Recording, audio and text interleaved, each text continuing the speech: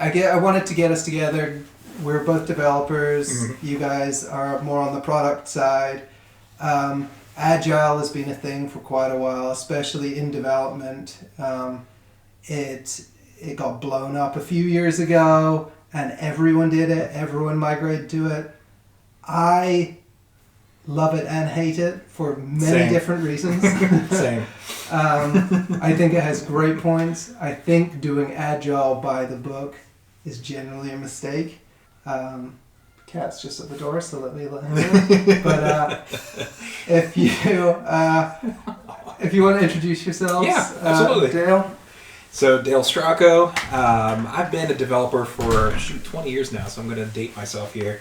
Been in an Agile environment for a good decade now. Can speak to it both on a small scale at a startup side of things and into large scale, like multi-hundred engineer programs, usually around like 300, 350 engineers, and then to mid-size. So whether that's a Fortune 100 company to a startup, I can certainly speak to how Agile plays in these development environments, regardless of commercial or military entities. So, yeah. Wow. Well, I'm Stefan. I've been project manager / Scrum Master for 2.5 years now. Still learning, but I do have my good ideas on how Agile works for startups that I work with now, and I do have some concerns on how it fits, but I do understand that there are ways to make it work. And like you said earlier, it won't work for everybody, but Scrum kind of gives you the ability to tailor it to the way it fits for your business. Cool. Gregor. Right. I'm Gregor. I'm in product management since 15 years now. I'm an economist by trade and business administration guy. And I think my first role when I started working in 2008 was marketing manager. So that was in telecommunication, which I spent 10 years of my corporate career in. And I then landed on the tech side from telecommunication over like software products, consumer electronic hardware products, big corporation in Europe I work for. And Agile is just the language that business speaks when they have to bring tech products to market, right? So it's 25 years of open source knowledge for how software products are being deployed. And yeah, there's a lot of evidence in like what works and what doesn't work. And what I just see right now is the dynamic is like the agility kind of trend is like going down. It's like it's like in the Gartner hype cycle, the drought of disillusionment is kicking in hard right now. Product management becomes more a thing, right? Which is more outcome focused. I would say agility is probably more like collaboration focused and kind of industrial production of software focused, whereas product management is more what's the outcome? What is it that we actually gain from bringing something to market, right? How does the business get revenue? I think the thing that I struggle with, Agile I think works great in large organizations. When there's money being put into something and you can pivot on the dime, you can make decisions on the fly, there isn't a finite budget that is restricting the development. I think it works fine. For anyone that needs to reach a certain point to get funding, it's almost a killer, purely for the fact that you have to agree on some form of scope to be able to get out there, to be able to get that funding. And Agile, in its essence, is scope has to change based on your learnings and how long things are taking. You have to be able to pivot, which I don't know if can always be the case. That's been my experience as well, both on projects that might be R&D based, especially with the military, right? Our budget scope, our budget limits don't really exist, but even in that short-term R&D effort, right, you're really trying to prove something out. So the idea of being able to define a scope in a 6 to 12 week process feels like unnecessary overhead because you really just are in the research phase. Once you start introducing some of those, the artifact generation, whether it's a weekly, bi-weekly sprint, then interacting with the customers as to what your outputs are for that given sprint, it's a lot of process overhead that your team. That's right. You can chill. This is the start of the show already. I know. Already. I know already. You can just chill. You're good. It's Louis' podcast. Yes, absolutely. You can always tell another cat owner. That's where cats know. But it just especially when you are trying to develop something in a 4, 6, 8 week cycle, you're spending what feels like you're spending 20-25% of that time just with the agile rituals, right? The product outputs, the document artifacts that you're generating, managing Jira, managing the reports that come from that, and it feels weighty. And I think the output of Jira with the velocities and the graphs and the reporting is great for some executives that are heavily invested in the technology as opposed to just the output. I don't think personally you can do Agile without buy-in from executive level. Well, I 100% agree there. Yeah, you need to present what you're working on, right? Just like, where does all the money go? Yeah. And then So on the smaller project, you guys mentioned you're still in the startup phase right now where you are. I mean, like, what are these Jira reports? Like, who is consuming those things? Or is that something you even do? Before I get into that, I think, just piggybacking with what Peter said, I think a lot of startups are quick to adapt, let's do Agile, but not fully understanding what's involved in the whole process or the framework of Agile or Scrum. So, because we're talking about startups, right? 2001 is when the Agile Manifesto was written, I think, and 10 years later was Eric Ries's Lean Startup, which was his kind of Silicon Valley thing, where the lean word comes from was, all right, you build an MVP, you bring that to market, you get the customer feedback, you iterate, right? So that was kind of agility, 2.0 at that time, I guess, and that one still applies because as a startup, you're running out of money all the time. You don't monetize your product right now. You need to find product market fit, right? I don't think it's a good characterization to say startups do Agile because it's just the go-to. I think they're just improvising on the fly. Big organizations, as you say, who are used to waterfall industrial processes, right? They hit a wall because you can't plan out complex work, right? Agility is how do you navigate this cone of uncertainty because you don't know what the software is going to do and the architecture you need to build for something that's a year out, right? So the best way to deal with it is you forecast a couple of sprints. Hopefully you have good leadership and product people who say, right, this is where we think we need to go and let's learn along the way. The truth is now in that a lot of Agile is sprinting down the waterfall, right? Budgets are still being planned on a yearly basis. I mean, right now on my project, it's November. There's a budget for all of next year, right? And I think this is still how most organizations work. So you're like, okay, let's plan 1 quarter. And then you pretend you can already look into the next 6 sprints. And that's already pretty complicated. But in honesty, it's a lot of wishful thinking that, do you really know? And because like businesses want predictability. Yeah, and I've never seen an accurate formula for calculating ROI from sprint points, right, or story points. Yeah. So. Yeah. No, and I think that I guess by the book it says do it based on complexity, which is fine in theory, but from a numbers standpoint, you need to equate that to time. I don't see how you can't equate story points to time and still get buy-in from the people paying the bills. Yeah, I've migrated away from that notion of scoring by complexity. We've gone into a story point as 4 hours. 4 hours, okay. Work time, right? I think it can like only be that way. Yeah, half a day. And that is just kind of the approach that the U.S. military has taken on in terms of their engineering efforts, right? They were really early adopters of Agile, which I was fully impressed with and just didn't see it because Agile, to me, coming from, Fortune 500 financial side of things was scary, but I thought it was really cool being in an environment that was developing algos really, really quickly. So it made perfect sense. Like, here's an idea. Can we create some sort of trading algo in the next 2 or 3 weeks that kind of does this and then adjust on the fly, right? Because these are small bits of code. So it almost kind of lends itself to, the Agile process. It still kind of felt like there was some waterfall gates that were being placed around the Agile process. So you still had an expectation, especially once you got up to like kernel levels and 1 stars and 2 stars, that still dictated like by this date I need to see something. So that was kind of like the guidepost, Right. Throw the guide post out there and then start working backwards. And then within the context of, 3-week sprint, maybe 4 sprints, all the flexibility in the world on our end as engineers to score by complexity. Okay. But that never erased the fact that there was something that had to be delivered, right? Yeah. Good Which on enforces discipline too. Oh, absolutely, right? Absolutely. Because you'd go 2 sprints and feeling like pretty good, and then by sprint like 4, you're like, oh crap! Like milestone 1's right there, and I don't feel that close to it, right? Which meant it was a lot of high touch with the customer. I think that's one of my complaints with Agile is because it is so iterative and because it is so tactile to the customer, the stakeholder, the executive, your investor.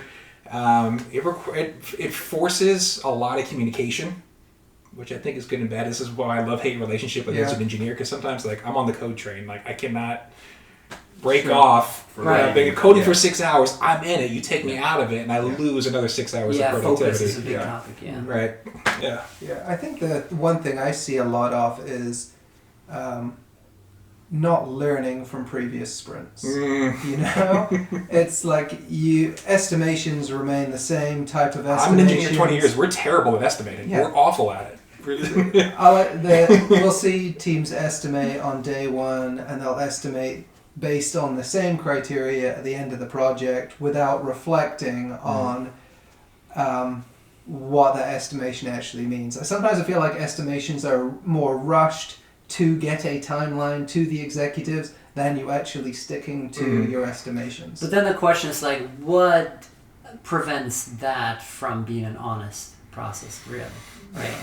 And that boils down to stakeholder management and the expectation, because I agree. And the transparency can be weaponized against agile teams, right? Because the whole thing, it's like a good faith thing. Like I sometimes think of it as like a Scrum team, like walking into like a hardcore corporation is like, in Star Wars when they kind of, when they bring in that, rebel ship into the Death Star, and all these like good faith kind of Jedis walk out that thing and, oh yeah, we're the good guys, we're transparent about everything. You can always look at all of our artifacts, right? And then like if you have bad faith people on the other side, that just can be used against you like big time, right?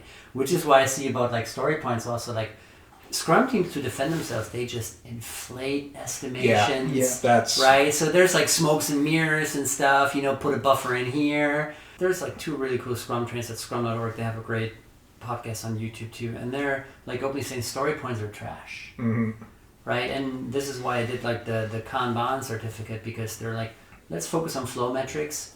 Like teams are norming themselves to pretty much do like equally sized chunks of work. So if you just look at work in progress and cycle time, and if you just in the stand-up look at tickets, like backlog items that are in progress for more than X days, you're like, let's just manage the bottleneck, right? And everybody only does, I don't know, like 1, 2, 3 things maybe at a time. You don't estimate anymore, and you only look at flow metrics. I think that's like the next level, because the kind of, the quantification of story points can just be gained, right? It's a relative value, right? And I, however, have yet to fully pull that off in a project well, because I think it takes like huge maturity of the engineers to do that. Only look at the flow metrics, and then what do you do about reporting? You're saying right now in terms of a Kanban and of observing flow and the bottlenecks versus actually like output points sounds fascinating to me, but I don't know what I go to an executive with to show like what my team accomplished in the last 3 weeks. Right? Yeah, I think I guess Scrum teams benefit a little bit better when the product owner or the product manager or even the exec team, like I said before, understands what's happening at that level. So if they understand the whole process of Scrum and Agile and how it differs from Waterfall, how it benefits you in different projects, then they won't weaponize it against the developers, especially when things don't go the way that they expect it to, and they're not seeing the output that they expect. Especially with live products, managing things that are issues, bugs and stuff that come up. Some executive or stakeholders expect you to continue to fix the issue that's live to the public, and then still without impacting. Exactly. Right. I think with them understanding that that's not possible, And of course, if you do that or you expect that from your team, then the quality of work that's going to get output on the end is not going to be up to par. The general way that I've always seen it is if you're equating a point to a day, for instance, and a 2-week sprint, allocating 8 points, so you have 2 days worth of time to accommodate bugs or anything else. However, that very much comes down to accurately guessing how long things are going to take you. Or assuming a bug is just a point, right? Exactly. Yeah. I always get asked the question, how long is this going to take? What's the timeline? When's this going to be delivered? Right. I don't think the methodology matters at that point. But trying to fit in Agile to a timeline where, as a consultant, we're billing higher rates than in-house developers. They want to know how much they're going to spend. And how do you fit that in with Agile is very challenging without overestimating and throwing a massive number at them. Or leaving it to my engineers to wholly underestimate the level of effort that's... Exactly. And then putting their feet to the fire, being Right. like, I mean, you said this was going to take a day. Yeah. In order to deploy a tech product, you are actually building 2 products, right? You're building the customer-facing thing that you release, but then you're also, the other product is the process by which the product kind of is being generated, right? How the increment that comes together. So do you have great DevOps stuff? Do you have great technical excellence in the testing? Like, how high is the quality? How little tech debt do you have, right? So, and that costs money, and it's not ultimately delivering to customer-facing stuff, right? Because for like from an executive point of view, like, what feature are we launching? Yeah. Right? Yeah, you can churn something out, right? There's very little metric in terms of like, oh, what's going to be the quality. It takes like a lot of product operations and like marketing analytics to also have an understanding for the business to say, all right, this is actually a good product that we launched. I don't know, in a startup culture or a smaller, I've never certainly succeeded at this in my own right, to be able to go to a customer and explain to them what the long-term value is of making sure that their Kubernetes scale is working correctly, right? That we are managing the Docker image versions and being able to respond to CVEs really, really quickly. You know once it goes wrong. Yeah, you know once it Right? goes wrong, but I can't go to a customer Yeah. and show them the value for something that hasn't happened. That Exactly. I've never succeeded at. 100%. Yeah, Yes. I agree, but I do see a value in creating technical debt when you don't have the data to back up what you're building yet. Like, you could spend a huge amount of budget and time on writing the unit tests, writing the end-to-end tests, setting scalability up, load balancing, disaster recovery, you name it. But if you get no actual live users to actually test your scale, what's the point in building the scale? And right? are you going to pivot away from needing X, Y, and Z? Yeah. So I think from a startup perspective or a small company, it's okay to create technical debt as long as the executive team understands what they're launching.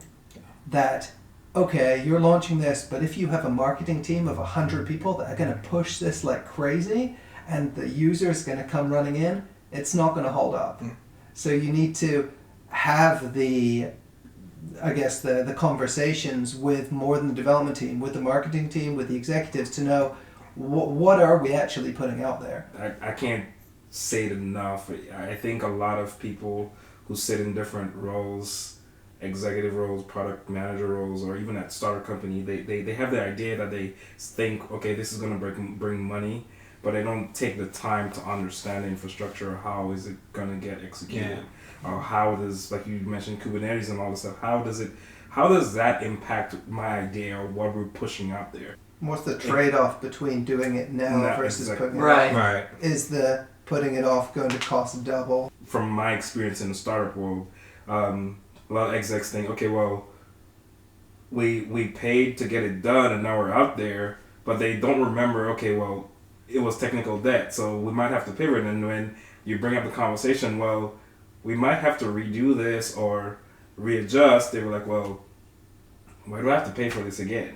Right? So I think that those that knowledge from an executive level needs to be a little bit higher, at least from my experience. Yeah. Because everything you develop actually has a cost to it, right? Yeah. And then everything you develop, if it generates revenue, has revenue attached to it, right? in a startup world, it's really tough to imagine what those two things are and forecast that out, even if you're only talking like a handful of days. So I've never really succeeded at managing customer expectations around it, especially when a startup is like trying to get funding. Mm-hmm. It's a lot of people just grabbing at stuff. Yeah. Like, hey, here's this idea. What about this? Or this investor thinks we could add this to the platform. And then if you already have this innate agile process, which is, agile by nature, right? You can think like, here's a new feature that we can consider. We can size it. If it's not this sprint, it's the next sprint. It almost lends itself to that kind of straw grasping, right? I've never successfully managed that in a startup environment. Yeah, and I think the investor environment has changed so much over the last couple of years. You can't be so flippant as you once were. And be like, people are throwing dollars at anything back 5 years ago. Now it's... The free funding is over. Yeah, for sure. And I think that's a good thing, right? And I have to shamelessly plug like what I've gotten into, which is more the product management world and how you look at kind of the bottom line and like the incoming, because agility, once again, I think it's like for producing software, right? So you're always looking at it kind of from a cost center point of view. And arguably the biggest kind of outcome of the whole agility thing is the good DevOps, right? I mean, that is like a discipline that is like fully productized, and it's like now you push a button, you can release in, I don't know, like a hot minute, right? And what now gets more interesting is like, what are we actually building? Right, it's like you're investing for a feature that kind of gets customer activity. You need to monetize and you need to get money in. Right, it's like how that is being built in the machine to churn out that functionality. That's what the last 20-25 years actually got out of it. But it almost feels like as a Scrum Master, you're always like both looking at the engineering team, and they're supposed to have all these sophisticated processes for like deploying the technology and developing everything. And then I look at as a product owner, I often look at stakeholders and I'm saying, it's like, all right, it's like you have this machine, you're making them build this feature. How do you know this works? Have you done the feature benefit analysis? Like, what's the customer intel? What's the market analytics you have? Like, what's the real, like, show me the customer interviews. What are the jobs to be done here? Because how I'm measuring because every time you ask this machine to do something, it's a whole apparatus that costs a lot of money, right? Do you really know what you're doing? I think there's more scrutiny, more being put back into the business to say, all right, like actually what is good product discovery? There's like a lot of cool stuff now, product operations, how you like automate a lot of the interface from kind of customer facing stuff into agility, like the marketing to development interface. Like, there's a lot of new cool stuff being defined there because, yes, products now need to earn money. Yeah. And that's a great thing. That's a fantastic thing, right? Because EBITDA used to be such a bad word. Now it's back in... No, it's so literally like the framework that I now started to become a trainer for is called software profit streams, because a product that generates profit is sustainable. It pays for itself. And it puts like the product people and the executive team in the position to say, what benefit are we actually, what's the tangible and intangible value that we're transporting to the customer, and how do we monetize it, right? And then if you've got the money flowing in, then you can allocate your funding to, whatever works best for the customer. I'm going to be selfish here for a second and say, I am so glad that is the approach now coming from investors and executives, at least in your guys' space. Because as an engineer, I want to know what I'm building is actually going to matter. It's going to mean something. It's going to be used. Right. The number of times I sat there as an engineer listening to somebody just throw out an idea thinking that revenue could theoretically be attached to it. Like, I'm going to spend 3 days on this. I'm going to spend 3 weeks on this. I don't think it's going to get used. So seeing that forethought being put up front even before it gets to the engineers. Thank you. And I always loved being kind of super close to the engineering team as a product person because I just love cool tech being built, right? But it's super frustrating if you're part of building something and investing, I don't know, your daily work into something that ultimately doesn't matter because it can't sustain itself, right? Right? And there's engineers who build architectures for it and everything, and then at a certain point in time, like, people pull the plug because, this didn't work. I mean, right, that's the kind of the nature of the game, but it's like, I love when you said... Engineers and architects, they want to see, all right, this is the value we're generating for the business. Right? That drives an Agile's team motivation to say, like, cool, we're going to build this, and this is going to earn the money for the business, and this is going to pay our bonus at the end of the year. Right? Incentive's a good thing. Right? Incentive's a good thing, right? Talking about the the longevity of how things get to market, like working on something for 4 years, within that time, the likelihood of developers switching in and out is high. As people are going to move on to different things. So within that, I know I said technical debt was an okay thing. Leaning back on that, documentation has to be part of any development task and should be factored into any Agile story. Because there's nothing harder than coming in or trying to understand someone else's code and spending endless time just digging through to and figure debugging out. line by line. How does this work? And It's painful. I think that kind of contradicts the whole idea of Agile as well too, because Agile more focuses on managing people and processes and documentation, right? So documentation is lower on the list of priorities when you do Agile, because you're trying to get stuff out. They come in, okay, I have an idea, this is what I want, so 2 weeks, let's get it done. And you really don't have unit testing and making sure the quality of your code is good, but in terms of the documentation. But to your point, when you have a long project, then that's a limitation that you have when new developers come in and they're like, okay, so where's the documentation for this? Oh, yeah, we did have time. Documentation. So I think that I can say is one of the limiting factors of Agile. That's interesting, yeah. But I like how we're bifurcating the whole notion of like unit testing versus documentation. I have never been a strong proponent for unit testing, and I say this not because I can't see the value in it. I see the obvious value in it, but I also see the cost associated with it. So when I always looked at it, it wasn't just because I'm a haughty developer, my code works, it works on my machine, I'm good. I looked at it as like, I don't even know if this feature is going to be something that goes to production. I don't know if it's going to like how long it's going to exist in production, and how valuable it is to that overall environment. Is it going to exist 6 months from now? Or am I going to spend the same amount of time it took me to develop it to write a unit test for it? I like unit testing once you know that feature is in there, it's established, and we want to make sure that as we are building around it, when we make a change, it doesn't break.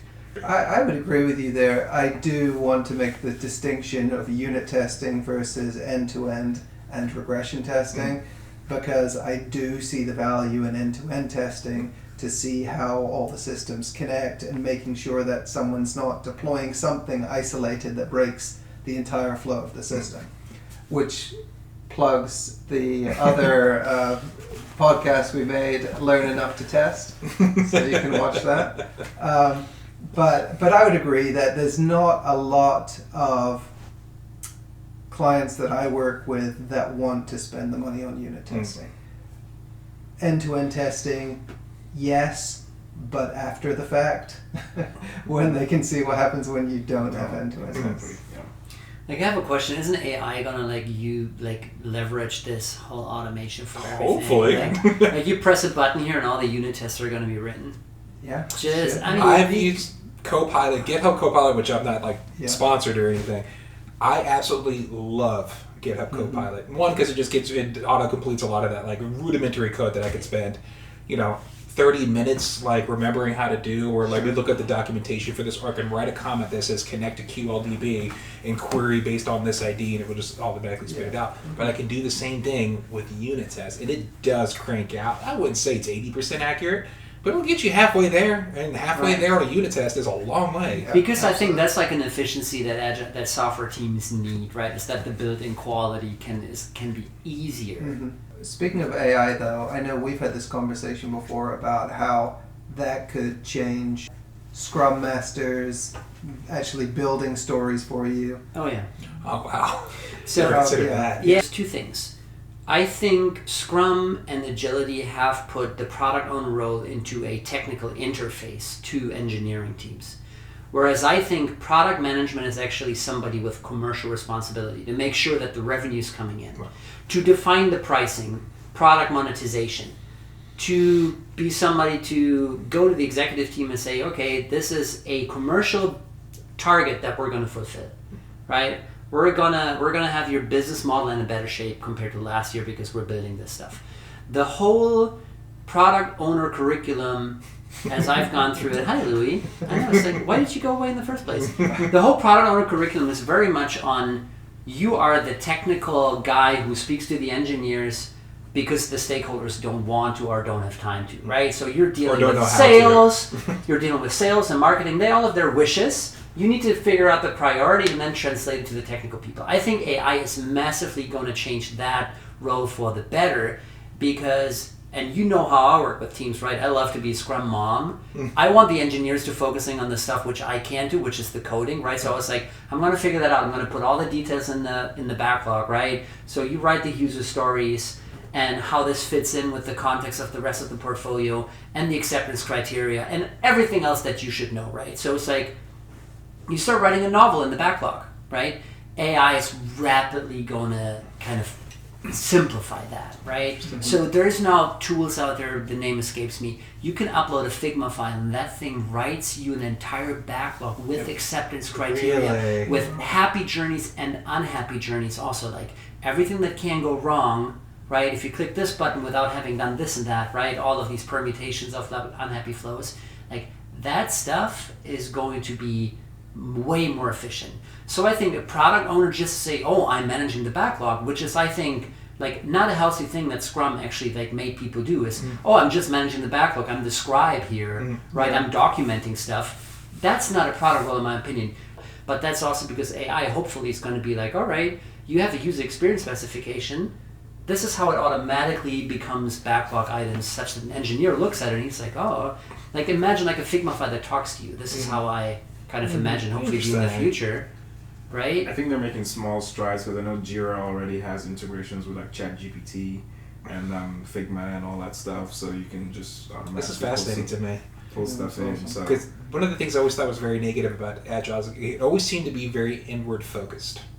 It's like, here's the engineer, here's the product development part, and we're all eyes, all attention, and all output is put into that process without really thinking about what the outside world is actually going to use as the, the actual end product that comes out of this, And that's right? right, spot on. Yeah. And I just thought, I always just thought it was weird. Like, as much as I enjoyed it as an engineer to be like, okay, let's admit that a requirements document that we write today we're going to laugh at 12 months from now. Like, we all sat in a room, we all admitted, yes, this is going to be Garbo in 6 months, right?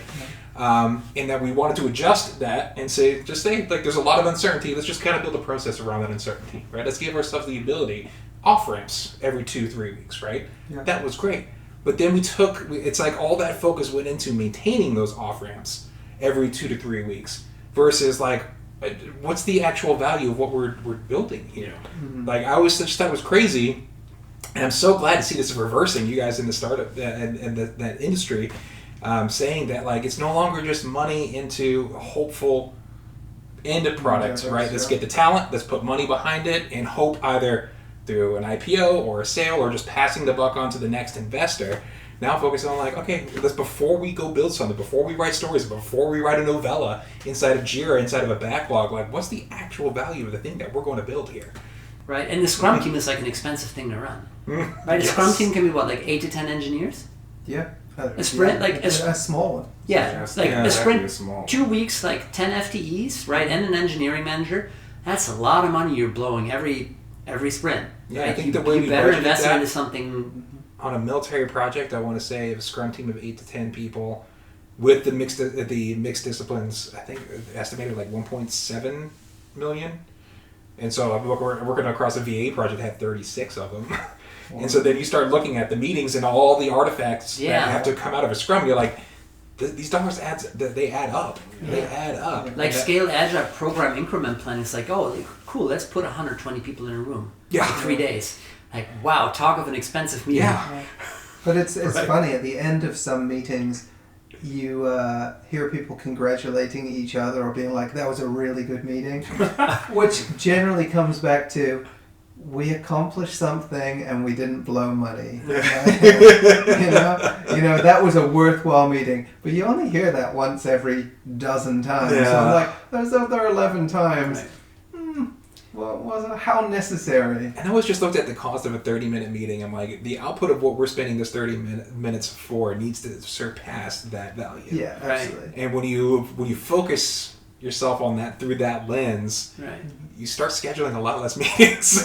No, of course. But then also, like, once again, look, in the pre-agile world, that would have taken you a year to have that meeting. In agility, at least, after every sprint meeting, you can have the review. And I think, like, that's the only thing I think that is, like, a Scrum artifact that, or an event that everybody kind of appreciates, right? I love to kind of put that meeting together, bring the stakeholders, like, all right, it's like, we're here, we're going to kind of, pull back the curtain, we're going to show you everything we got, and then we want to hear what you think. Yeah. And everybody can say something, right? And good feedback, no feedback, bad feedback, right? And if you do that every 2 weeks, it's like an incredibly healthy thing to do, right? Because that course correction in the interaction, it's like, that's what agility kind of gave to the world, right? It's like, you do that in small increments. I think that review, the high or the low comes down to the storyteller. A good Scrum Master or a good product owner has to be able to tell a good story, because if the end result or the review wasn't exactly like the expectations, what happened throughout to make this a success? And if you can't articulate that, then it's a fail. So making sure you can tell a good story, even if the story is not the story that you thought you were going to be able to tell. So every Scrum team needs a good narrator. Exactly. I think the Scrum Master needs to be able to set the right expectations as well too, even throughout the sprint. Like if we know that we're going to be way off the deliverable, I think it would be good to inform the product owner or the executive to learn that, hey, this is what happened this sprint, this is what we're going to expect, and so they're not too thrown off when it comes to the sprint review time. They're like, oh, this is not what the last conversation we had, right? So apart from just flowering up or narrating the deliverable, I think setting the right expectations is But I also think you need to be able to express that even something that seems very innocuous in that velocity chart is actually a giant leap, and you need to be able to tell the story as to why that small little incremental thing is actually a giant thing for the overall product. So I've never had it phrased that way. That's good though. But again, even if the sprint review is really nothing, being able to articulate your learnings and why didn't we deliver something is because we learned all this along the way, so we no longer have to do a 6-week effort on this because of the learnings that came back, and this is why we're not delivering. So, and you might show up at sprint review and say, hey, we spiked around this, we got nothing. This does not work. If we want to do this, it takes 9 months of architectural investment, right? And then the rest of the organization is like, that's not great, right? So it's like you're putting yourself on the spot. You're making yourself vulnerable, right? So the organization actually needs to vibe with that, right? Other than that, you need to then you start out with like faking your sprint meetings into fake success, because that's what the organization expects from you, right? Because like you're pulling on your pants in the sprint review, right? It's like, this is what we've done, right? But then like, how does the rest of the organization vibe with that? And then agility, hopefully, is like part of corporate culture where you have a failure culture. And everybody can say, okay, we messed up here, but it's cool because we learned of it, right? But is it really cool for the stakeholders? I don't know. Does somebody get their head chopped off, right? And then like that's the question. It's like, is the rest of the business actually agile? I think so. Exactly. But and then how do you equate? Okay, we tried doing this for 9-10 months and came out of nothing, as apart from doing a spike for 2 weeks, 2 sprints, and then deciding, hey, this is not going to work. I mean, you lose more money just going ahead and doing it for that long period of time. Right. So I think that's where the value in that would come in. And like you said, a Scrum Master needs to be able to articulate that. Right. You need a good narrator to explain why that 3 weeks of no productivity actually saved you 9 months. Right. Right. And I fully agree. The sprint review is like one of my favorite aspects of Agile. One, because I just like the tactile nature of it. Right. I like being able to interact with the customer and be like, here's what we did. What do you think? I want to have that conversation every 2 to 3 weeks rather than every 6 months or quarter by quarter, right? I will say that if not done correctly, you will code towards a demo more than you code towards building a platform. Definitely. That's the danger. I work right now with a Fortune 100. I'm not very transparent in my sprint reviews with that organization. Because if we actually showed that, because it might backfire on you, right? So that's a cultural thing once again. It's like that transparency can be pretty dangerous, right? So for a sprint for them, it's just a metric. It's a touch point. Mm-hmm. And in that environment, that's like, I don't even know why they have, Right. why they implement Scrum. Right. But I mean, it's the nature of there's that organizational size. Right. Also, like the military stuff, I find that fascinating. So Murray Robinson, he's got like, what is it? No Nonsense Agile podcast, I think.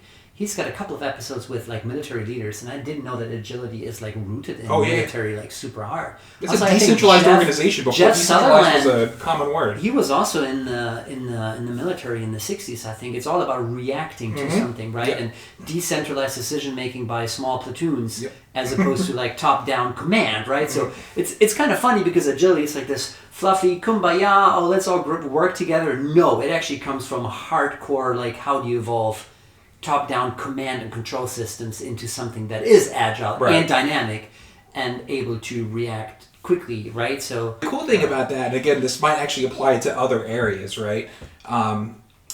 If you can't meet a feature, or like, here, we're not at this point yet, or what we developed with the intention of what we developed first. Let's say, for instance, like it was optical character recognition in the field. Staying super, super high side, being able to take handwritten text, picture from a phone, on the edge, no connectivity whatsoever, be able to convert it and be able to, at least with some level of confidence, that this is what that handwritten message means. We proved it for 2 of the 4 languages with high accuracy, 2 of the other 4 languages, low accuracy with handwritten stuff. Type character stuff, 90-something%, handwritten, very, very low. So we demo this, and it didn't matter that it was only 50%. It's like, the question that came back to us was, how can you improve it? And if we could speak to the process as to how it gets improved, the more intel that we gather, the more translations that we get, the more angles of images that we get, it's a self-feeding mechanism. And over time, it gets better and better. And once we described it that way, perfect. They're like, that's exactly what we need. Perfect. I think there are somewhat parallels, not as cool as that, obviously, but it's not always cool. I'm giving you a cooler one. Most of them are pretty boring. But the parallel there is the budget, right? Because if you have an infinite budget, you can adopt that mindset of, okay, this is what I have. How can I improve it? But things like performance testing and stuff like that, being able to come into a meeting to say what needs to be done or the steps that need to be taken to meet your ultimate performance goals in a month from now is quite often enough. It's like, okay, you can, if you come in blind and be like, this is super slow, this isn't loading, what's the issue with this, and you don't have the answers, versus there's a lot of work that needs to be done, but this is how we get there. You're going to get positive feedback, generally speaking. No. But once again, it's the storytelling that you do that, right? Yeah. You need to show the vision and credibly demonstrate that, you can get that trajectory going to get the product where it needs to be. Top 3 things out of Agile that you take with you. Mine, reprioritization and continual reprioritization of tasks. I think the daily scrums are good if you can keep them to 15 minutes. If you can't, you need to break out 15 minutes. The last thing is not really a positive or a negative. It's you need to always think about the money. You cannot go into Agile blindly. You need to understand what it's going to cost you, and can you afford that approach. The alternative approach is working in more of a waterfall way with a technical investor or sweat equity investor, whatever it may be. Over to you. All right, top 3 sprint review is still one of my favorites. Again, as long as you are kind of managing what those reviews actually stand for versus just a demo that you're doing every 2 weeks. Because you can very quickly find yourself just coding to a demo every 2 weeks and building nothing as a result. I do enjoy some of the rigor that Agile puts or Scrum puts in place, particularly around documentation. I know we've got some different opinions on the value of documentation. I think document early and often is the way to go for, at least from an engineering standpoint. And then on the third, I think I just really enjoy the transparency of it, going back to it. Maybe this is like an engineering centered view of the world, but I like the idea of like, here's something that I built. I want you to look at it. I want you to break it apart. I want you to tell me what's good. I want you to tell me what's bad. I want you to give me suggestions on how it can be made better. I like those discussions, and then having a process that says, this isn't just engineers, we're doing this all around. I think that's a magical thing in our world. So that's one of my favorite parts of it. Solid. I think the collaborative nature for me is the biggest thing for Agile. I like interacting with the developers from the different disciplines, just knowing and understanding what is being done to deliver that product. Number two, the retrospectives to me, I think is good. Just understanding where we went wrong, how we could have been better, and just growing in that process, I think is invaluable to any Scrum team. And then just the fact that you're delivering features quickly, so that iterative process, I think those three things would be my top three in the Scrum.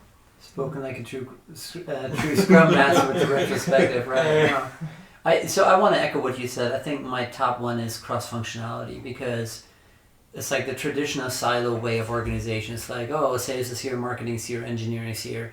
You want to put together a bunch of 10 people. They can, by themselves, they can build stuff. They can build tech, right? They've got everything they need, and if they don't, then they're going to smarten up to do it, right?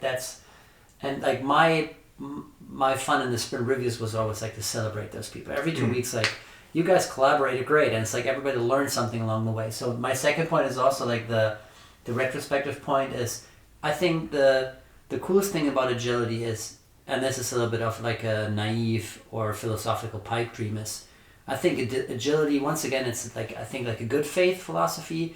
Ideally, every team member in a Scrum team and an Agile team has got this feeling I am part of a system that I can change, right? It's I can improve this team, I produce technology that the company uses, and I can shape the organization that I'm in, because we're all in a learning environment, as opposed to most of the people, and this is especially if you go into the corporate world, right? It's people go, I'm subject to the system, right? It's I'm just a small wheel in this big machine. I can't change much. I think true agility will be, everybody's got this feeling I'm part of a system that I shape and that I can make better. I'm making myself better, organization gets better, value to customer gets better.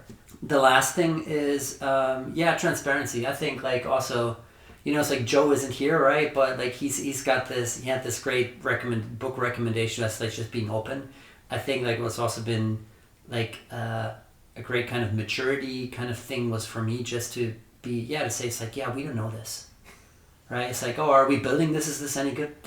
We don't know. It's perfectly fine to say we don't know. Right. I don't know because I don't have enough data, right? Because you need to inspect what you got in order to adapt and then iterate, right? And if you don't know, it's perfectly fine in agility to say we don't know, right? Because a lot of these 1 to 2 years plans were always made out of assumptions and opinions, right? There's this, hippo, highest opinion in the room or something, right? Highest individual paid opinion, right? It's agility would always be all right, it's that's your assumption. Do we know this? And if we don't know, it's cool because we just lack data to, I don't know, drive the next sprint for whatever. Just being that honest in front of everybody and say, do we know it? And if we don't, it's cool. Yeah. One thing you hate, or one thing that should be thrown out the door. My one thing is, which military's already doing, do not equate points to complexity. Cut that out. Has to be time. It's the only thing that matters. Time is money. That's it. I agree. That's mine. I'm going to just, I think the idea of this esoteric notion of complexity is only understood by the person who sized it themselves. Agreed. So. I think the thing that I don't like the most, I won't say hate, but it's just the number of meetings that are involved in terms of just the agile development. There's just a lot of ceremonies and just grooming the product backlog, and that takes a lot of time. So I think that part for me is hard to maneuver, and just still trying to figure out the best way to maximize on time and output. Fair. For me is, I think, the pushing this agile thing into a super technical direction. What I said before with product owners being backlog jugglers, just writing acceptance criteria that maybe one engineer reads or he doesn't, right? being like devoted only like to the implementation side. That's my biggest criticism right now. And if you look at LinkedIn for like job postings for product owners, it's like, yeah, it's like he's the Jira guy. I think that has to, and I think it is ending. And I think there should be like ruthless focus on customers. Well, thanks guys. Appreciate it. This is fun. Thanks for watching. This is